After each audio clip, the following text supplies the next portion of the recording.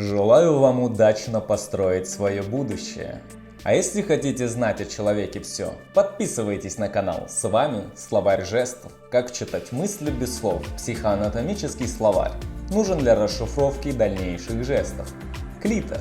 Очевидный символ плотского наслаждения. Впрочем, наслаждаться – это также поднимать собственную значимость, удовлетворять свое эго, а не только коллекционировать восхитительные ощущения от лишенной запретов сексуальности.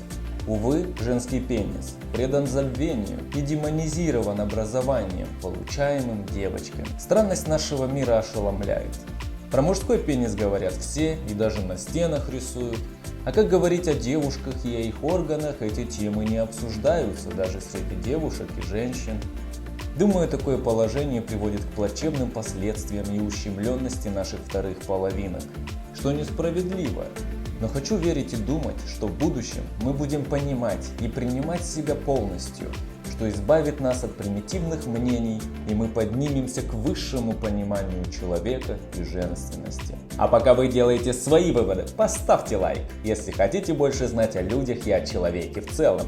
Завтра расскажу про кожу и что она символизирует. Всех благ, дорогой зритель, научимся читать людей.